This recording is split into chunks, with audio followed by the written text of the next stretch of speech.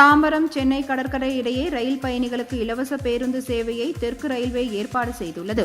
சென்னை எழும்பூர் ரயில் நிலையத்தில் நடைபெறும் மறுசீரமைப்பு பணிகளை முன்னிட்டு சென்னை கடற்கரை, தாம்பரம், செங்கல்பட்டு இடையிலான புறநகர் மின்சார ரயில் சேவையில் 45 நாட்களுக்கு மாற்றம் செய்யப்பட்டுள்ளதாக ரயில்வே நிர்வாகம் அறிவித்துள்ளது.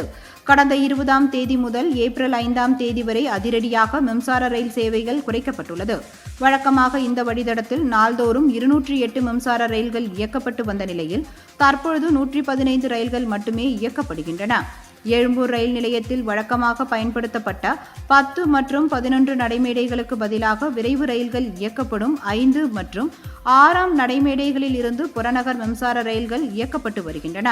மேலும் 20 அல்லது 30 நிமிடங்கள் இடைவெளியில் மட்டும் மின்சார ரயில் இயக்கப்படுவதால் பயணிகள் சிரமத்திற்கு ஆளாகியுள்ளனர். இதையடுத்து பயணிகளின் சிரமத்தை குறைக்கும் வகையில் தாம்பரம் சென்னை கடற்கரை இடையே ரயில் பயணிகளுக்கு இலவச பேருந்து சேவையை தெற்கு ரயில்வே ஏற்பாடு செய்துள்ளது.